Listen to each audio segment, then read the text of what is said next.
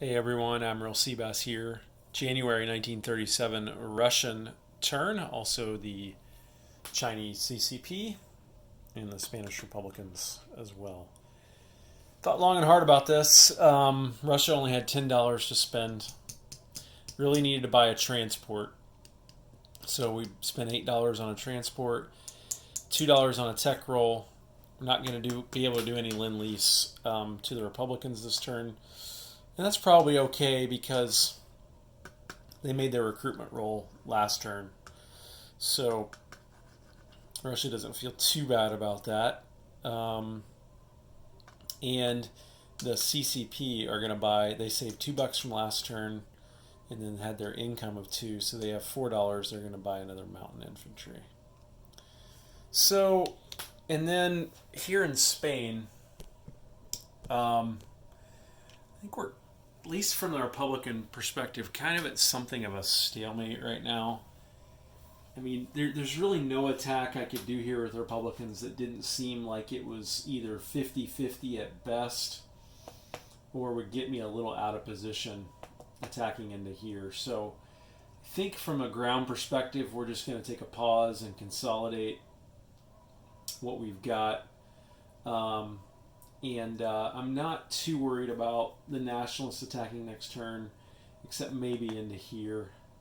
But it is what it is. So, but we are going to attack this nationalist navy here, as I mentioned in the last Russian turn. So these Republican boats are going to move into here, and we're going to have a naval combat here. I'm not going to move that over to the battle board. You know what? Actually, I think I will, just for fun. Let me move it over and I'll be back. Setting this up, I learned something interesting, which is that apparently coastal subs don't get first strike. I did not know that. And the Republicans have a coastal sub here, but only the normal sub is in the first strike zone. The coastal sub's over here.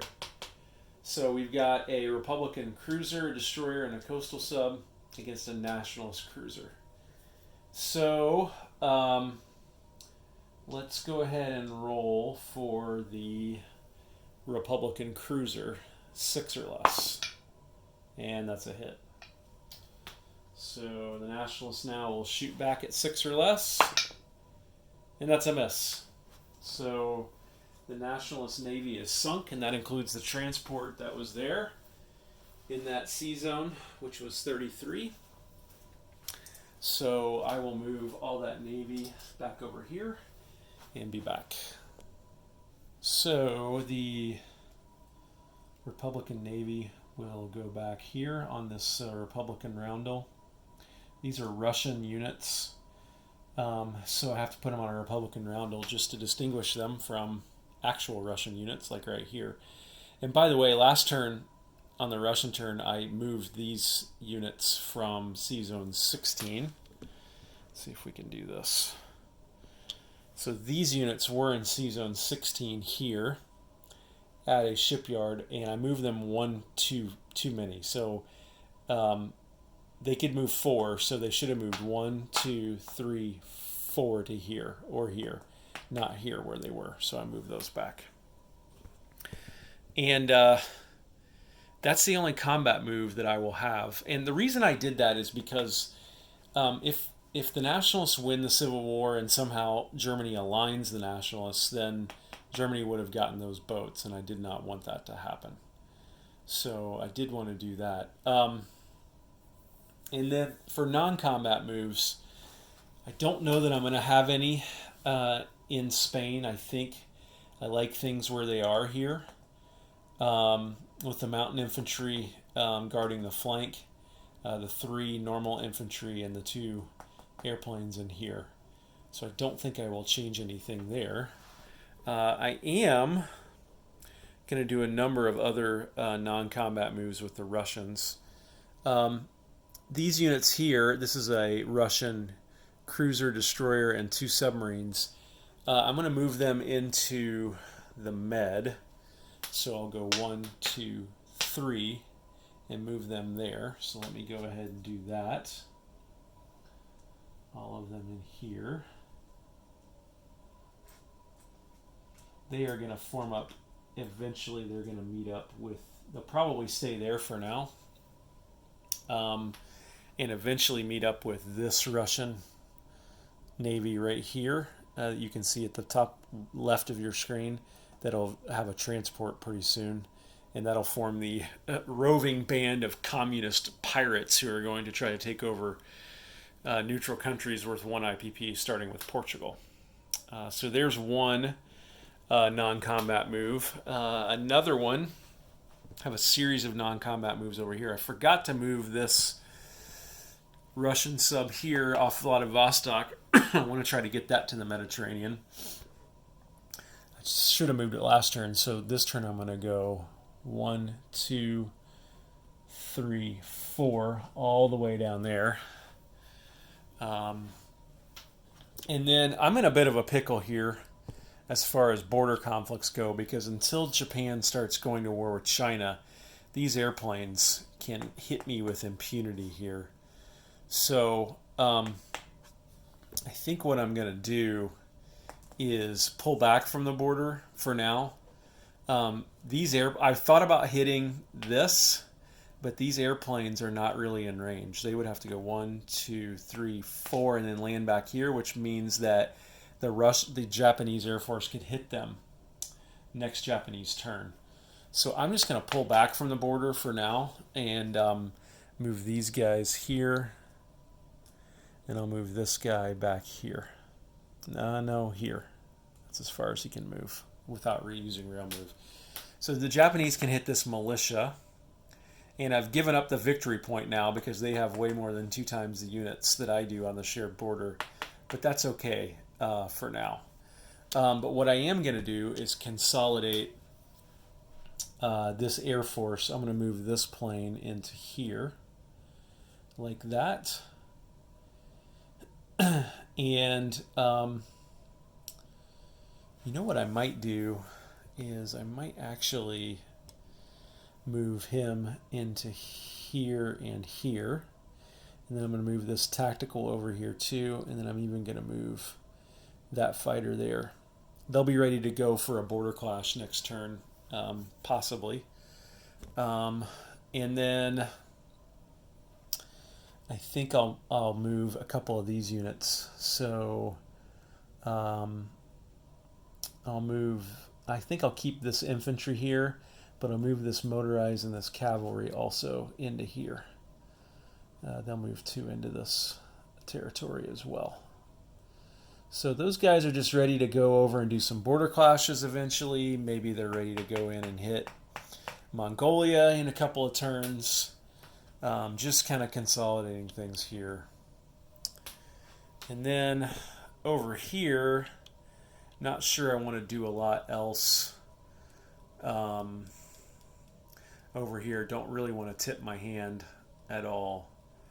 I might pick this guy up here, so keep an eye on him.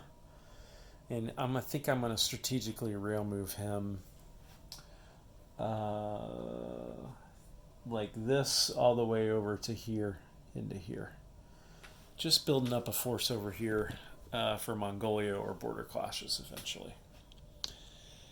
And then with the Chinese CCP, I'm not going to do anything. I'm building a mountain infantry, which I'll put here this turn. I'm sort of eyeing this stack of Chinese troops here that could hit me.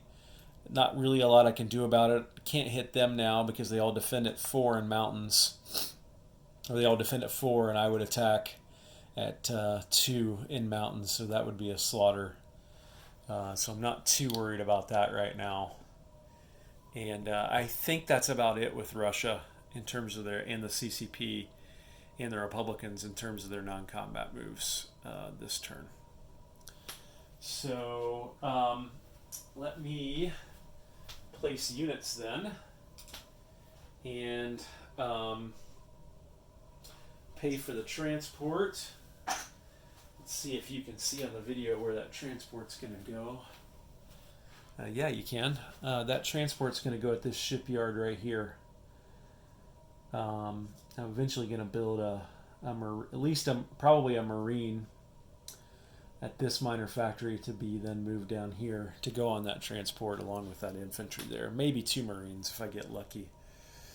And then I need to do the tech roll for Russia. I forgot to do that.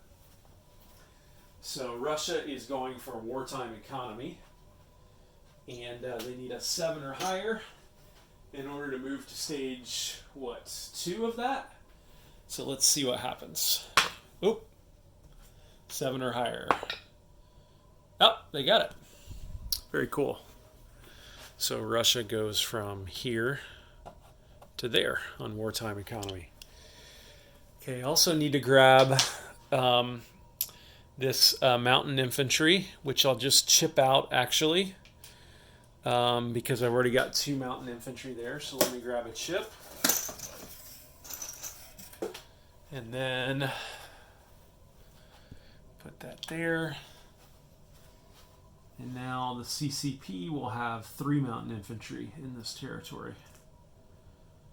So all 3 defending at 5 along with that militia. Right there.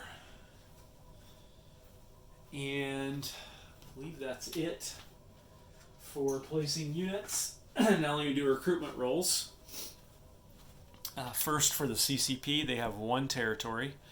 So if they roll a 1, they get to make a recruitment. And they got a 3. No joy there. The Spanish Republicans have 1, 2, 3 territories. So they'll be looking to roll a 3 or less to make a recruitment. Oh man, they got a 2. Lucky, lucky. They made 2 recruitment rolls in a row. Russia gets away with no Lend-Lease for the Spanish Republicans, who have made both their recruitment rolls on their first 2 turns. And I believe they will add an infantry in Barcelona to shore that up even further. Big, big roll for them. They got away with not Lend-Leasing to the Republicans that turn. So that was pretty big. So collect income. Russia will collect $8 with no bonuses, and the CCP will collect $2 with no bonuses.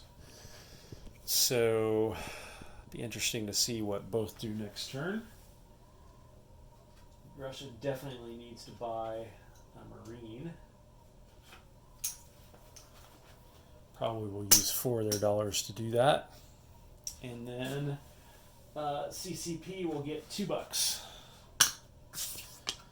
next turn. And so don't think they get any bonuses. Let me check that. Nope. That's right. So I believe that's it. Now, victory conditions, though. With the Comintern pulling back from the Japanese-Soviet border, Japan now has 2 times more land troops on that border.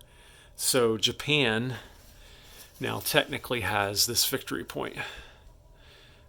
It's their Asian security victory point. So sorry about that. So that's a 1 there.